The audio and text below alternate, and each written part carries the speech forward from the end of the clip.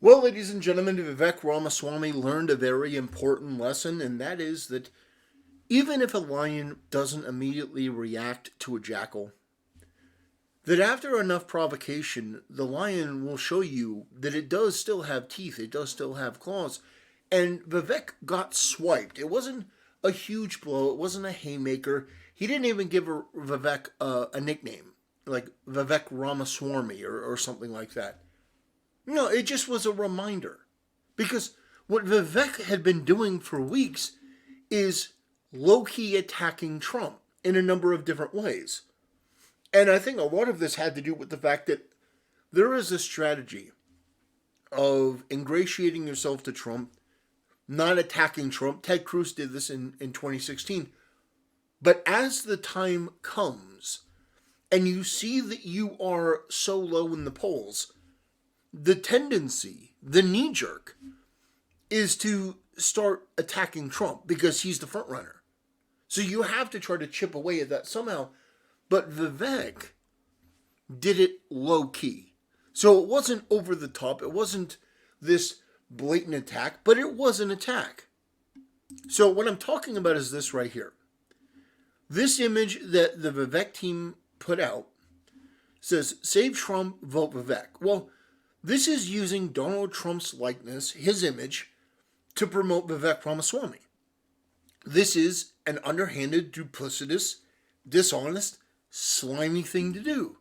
Now, people who hate Trump are coming out in full force to say, oh, now all of you people who liked Vivek are now, you're now turning your backs on him. And really, what this comes down to is the fact that people who hate Trump, they have something in common.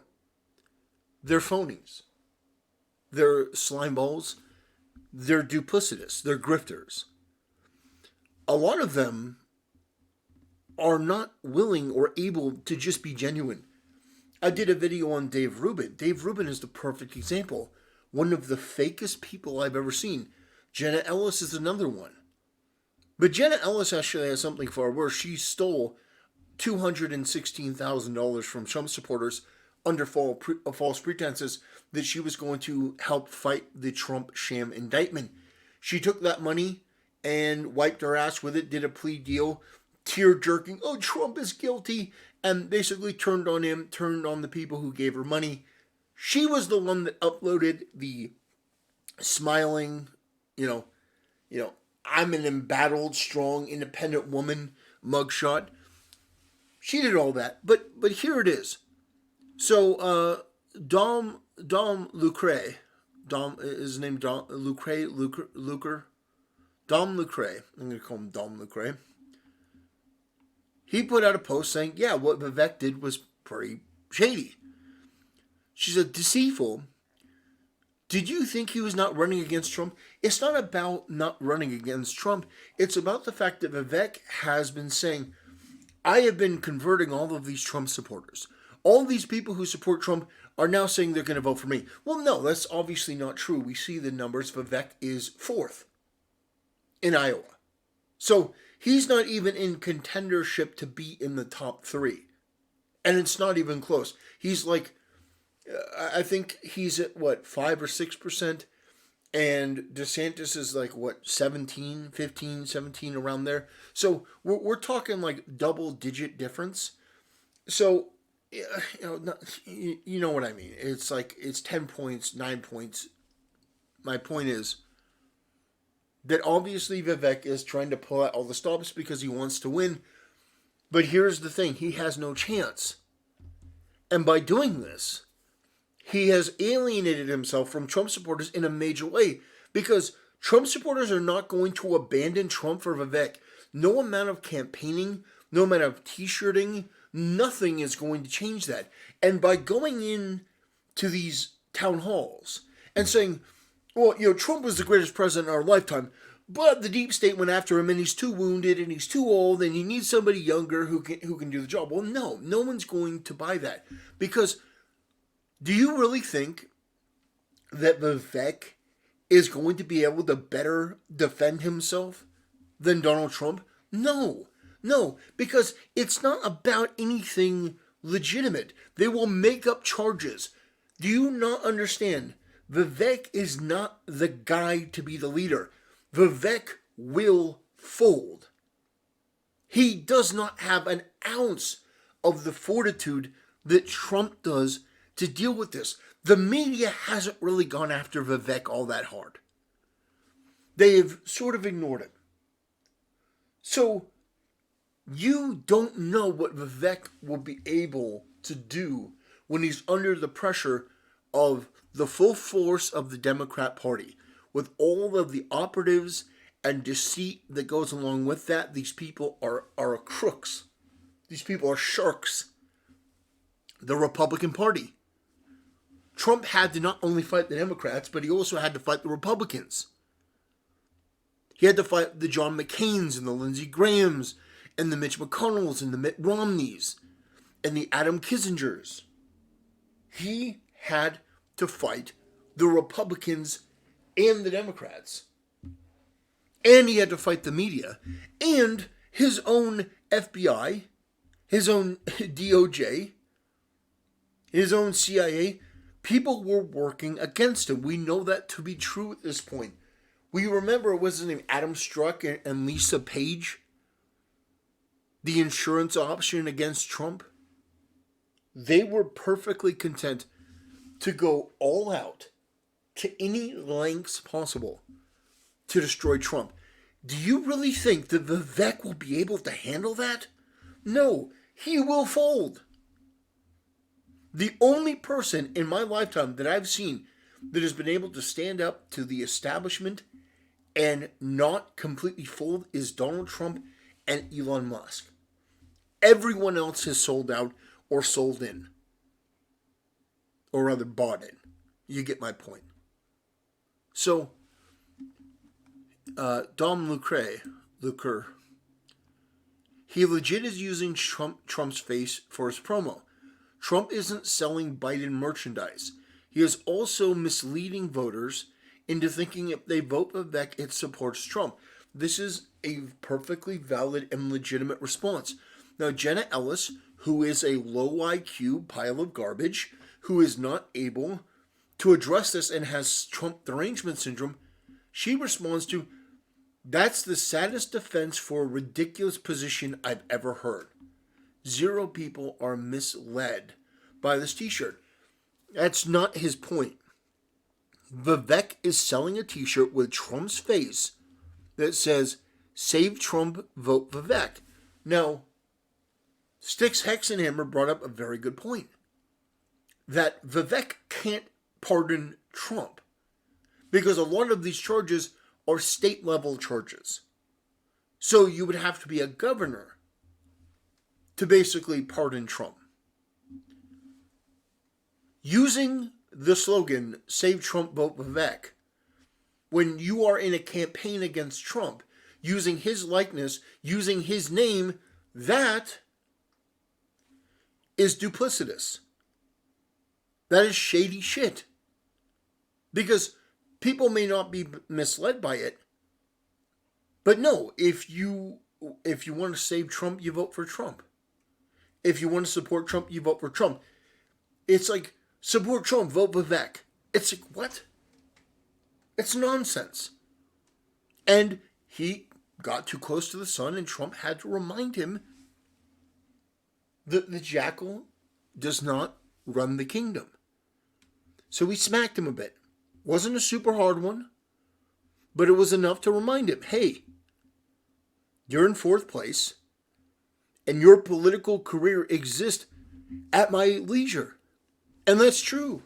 Because Vivek wants to be American first. The way that you alienate yourself from MAGA Republicans and conservatives is by doing exactly what Vivek is doing. Now, up until a couple weeks ago, Vivek, I think, was pretty good. He was doing it the right way. He was kind of vying for a cabinet position, people would say. Now, I don't think he was doing that, but I think he was much smarter.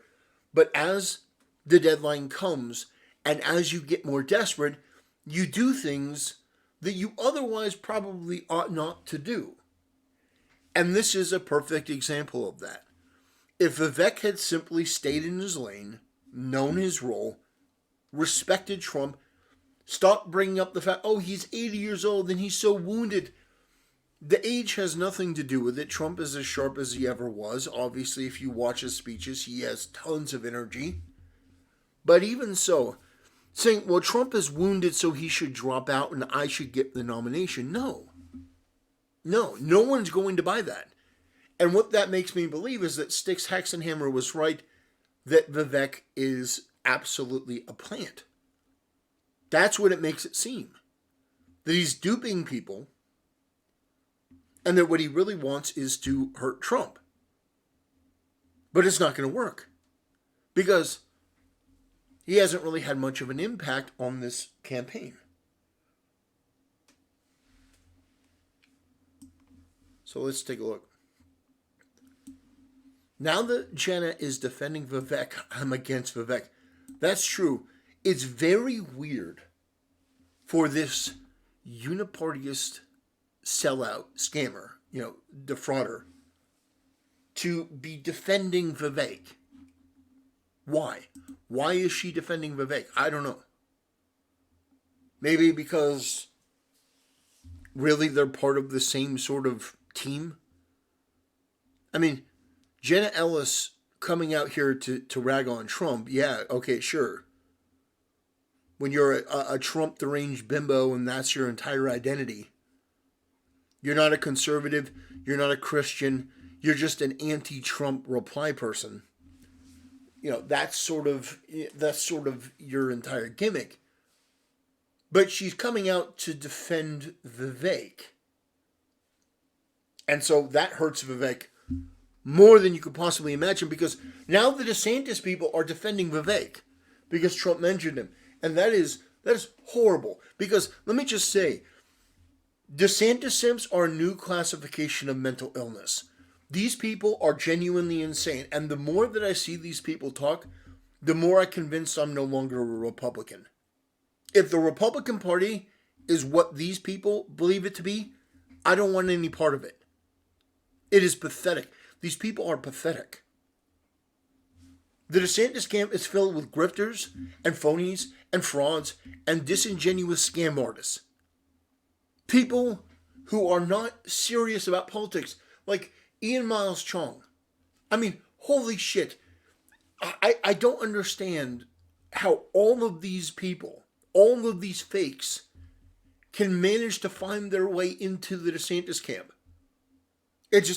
It blows my mind. And I know that he's paying them. But I guess maybe that's it. Maybe it's just, I give you a big enough paycheck.